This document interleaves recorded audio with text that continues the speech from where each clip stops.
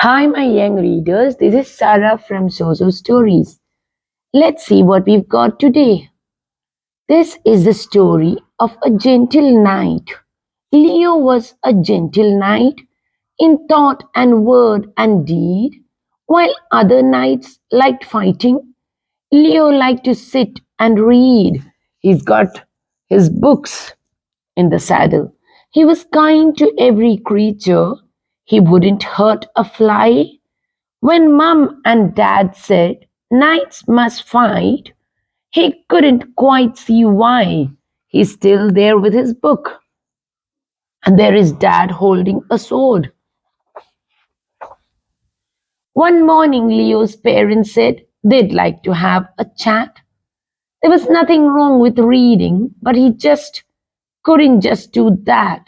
They'd seen a lovely advert in their favorite magazine. A dragon needed taming. Leo wasn't very keen, so Leo likes to be with his books. Nonsense, you'll enjoy it. It'll stop you getting bored. In case the dragon's scary, here's a brand new shield and sword. So here are Mama and Father telling him to go and fight to tame a dragon. Leo packed some sandwiches and lots of books, of course. Then, with a sigh, he saddled up old Ned, his faithful horse. He hadn't travelled far, although the sun had risen high, when suddenly a fearsome creature swooped down from the sky. It had a lion's body, but it had an eagle's wings. Do you see? A griffin, marveled Leo, who had read about such things. Come on then, snarled the griffin. I dare you to a fight. I'd rather not, said Leo. It wouldn't be quite right. I've got my brand new sword with me, so I'd be bound to win it. But how about a story with some pictures of you in it? So here's the griffin sitting down to hear the story. Yes, please, the griffin nodded. He was really rather vain. So Leo read a book to him once, twice, and then again. It's yours to keep, said Leo as he clambered back on Ned. Oh, thank you, cried the griffin, and he bowed his noble head. He was so happy to get the book as a gift from Leo. Oh, we can see Leo is traveling on. Leo rode for hours, although the heat was quite extreme, then stopped to have his picnic by a welcome mountain stream. There he's sitting with a cookie and his book. Who dares to trespass on my bridge? Inquired a hungry troll. It's only me, said Leo. Would you like to share my roll? The troll just laughed. No thanks, he growled. I think I'll just eat you. But Leo said, my armor's pretty difficult to chew. So here's the troll going to eat Leo. I've got a brilliant book though, if you'll hang on just a minute. It's full of juicy goats, and look, it's even got you in it. Huh, that sounds good, the troll replied, his hunger put on hold. So Leo read the story with some changes, truth be told.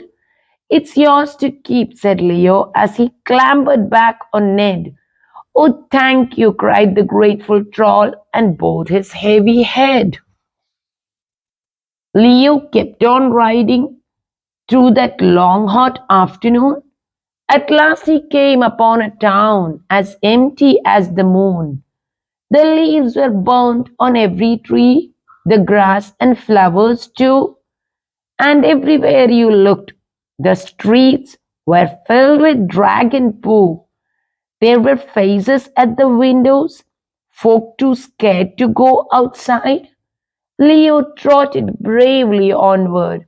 Hey, watch out, the people cried. Who's this brave knight?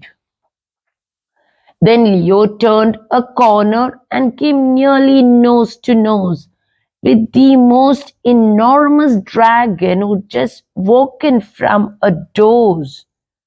Here you can see the dragon look so angry. The dragon raised his eyebrows. Not another pesky knight. Don't worry, Leo told him. I haven't come to fight. I've got the most amazing book with loads of dragons in it, but it's going in the bin unless you clear up right this minute. So, this is the mess the dragon has made. Oh, don't do that, the dragon cried. I'll clean it up right now. But I'm really bad at tidying. Perhaps you'll show me how. So Leo taught the dragon how to shovel, scoop, and clear, and one by one the townsfolk all began to lose their fear.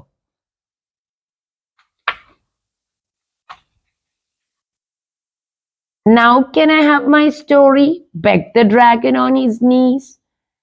So Leo read the book 6 times. A dragon is hard to please. It's yours to keep, said Leo as he clambered back on Ned.